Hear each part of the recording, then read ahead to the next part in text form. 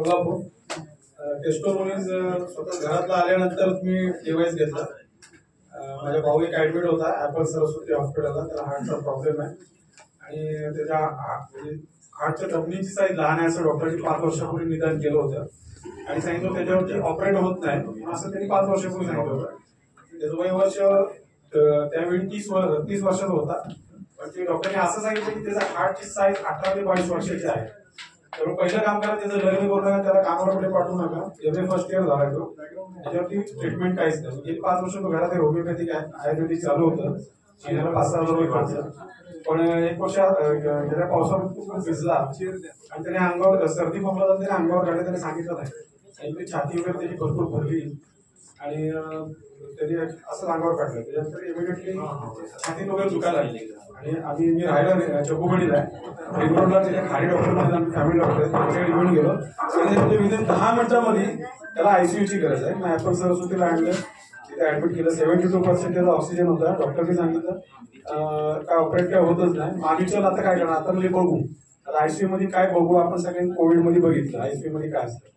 पण त्यानंतर मी सरांच्या जवळच राहायला आहे आणि सरांच्या तिथे केंजिन वॉटरचं सरांनी सेंटर काढलं. मी तिथे असं एक दिवस मला मित्र घेऊन गेला आणि त्या ठिकाणी सरांनी डेमो दाखवला. तो डेमो मला तिथं हॉस्पिटलमध्ये आठवला. 11.5 pH पाणी प्यायल्यानंतर ब्लॉकेज वगैरे जातात असं काही मला ते आठवलंय. पण वाजलेले 10:30 वाजता आणि रात्री एवढं रात्री सरांना फोन करणं मला काही बरोबर वाटलं नाही. मी सकाळी सरांच्या घरी गेलो तर सर मला म्हणले मला फोन केला असं मी हॉस्पिटलला आलो. पण त्यानंतर मी सकाळी सरांकडे 2 बॉटल घेऊन गेलो.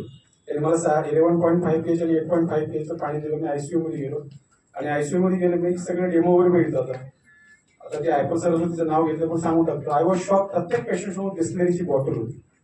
तर मी हा डेमो बघितला होता. पण मी रिक्वेस्ट केली त्या नर्सना की माझ्या भावाला पाणी देऊ नका. तर ते म्हणाले की नाही तू गरम पाणी घेतो. मग घरातून गरम केलेलं पाणी आणून त्याला दिलं. इथे ते 10 मिनिटं थांबलं होतं. तो 11.5 pH सिस्टम काढली, तो प्यायला पाणी. एक 10 मिनिटं त्याला ढेकर यायला सुरुवात केली. त्या ढेकर कोणाला येतात, पोटभर जेवण देतात. विश्वास असणार नाही तुमचा 4थ्या दिवशी डिस्चार्ज द्यायला दवाखान्यात. पण 4 दिवसाचे 90,000 रुपये बिल झालं. आमची घरातली फायनान्शियल कंडिशन नव्हती. 15 दिवस मी सरांकडनं पाणी दिलं, त्याला दिलं. आणखी काय डेव्हलपमेंट झाली त्याचं म्हणजे आम्ही सिटीत त्याला सिटी बसनी सुद्धा पाठवत नव्हतो. पण आता कंडिशन असे माझं मूळ गाव राधानगरी. तो एसटीने एकटा जातो, एकटा येतो. हे डेव्हलपमेंट बघितली. त्यानंतर गोल्ड ठेवलं आणि ती मशीन आज घरात. आणि आज कार्यक्रमाबद्दल सांगायचं झालं तर खूप म्हणजे ऑथेंटिक म्हणतो असा कार्यक्रम झाला आणि इझिली कळलं. आता माझी जवळ इथं एक 8 लोक जरी घेऊन आलेलो, त्याची 4 तरी पूर्णपणे क्लोज झाली.